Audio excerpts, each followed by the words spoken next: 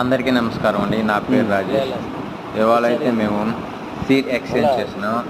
అంటే మాకు పాండ్లో ఒక డెన్సిటీ మనం అనుకున్న దానికంటే ఎక్కువ పోసినప్పుడు, లేదంటే బై మిస్టేక్ ఎక్కువ సీడ్ స్టాకింగ్ చేసిన, ముఖ్యంగా టైగర్ అనేది మనం ఎకరానికి 40,000 ఎంత తక్కువ వదులుకుంటే అంత మంచిది.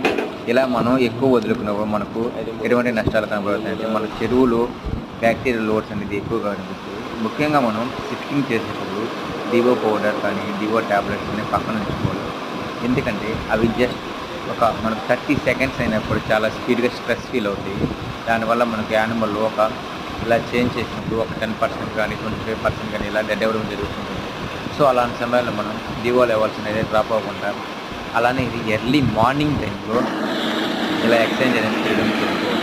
మనం ఎక్స్చేంజ్ చేసిన ప్రతిసారి ఇది డంప్లో అనేది మనం ఇలా యానిమల్ తీసుకొని వేయింగ్ చేసి రిలీజ్ చేసుకోవడం వల్ల దాంట్లో మాయిశ్చర్ కంటెంట్ వల్ల కొద్దిగా మనం లాభం పొందవచ్చు. ఇలా వదిలిన ప్రతిసారి మనం డివో పౌడర్ చల్లకుండా ఇలా యానిమల్ని కొట్టుకోవడం మంచిది.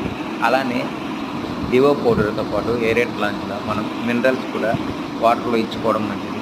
ఇలా ఎక్స్చేంజ్ చేసినప్పుడు అది యానిమల్ ఆ మినరల్స్ యూజ్ చేసుకుని మౌల్ట్ అవ్వడం కూడా జరుగుతుంది. సో ఇలా మనం యానిమల్ వదిలే ప్రతిసారి ఇలా డివో పౌడర్ని అప్లై చేసినప్పుడు చాలా కేర్ఫుల్గా తీసుకుంటున్నాను. ఈ డివో పౌడర్ వేసిన వెంటనే మనం చూసారు కదా ఆక్సిజన్ అనేది ఎలా రిలీజ్ అవుతుంది. సో ఇలా ఫ్రీగా స్ట్రెస్ ఫీల్ అవ్వకుండా మనం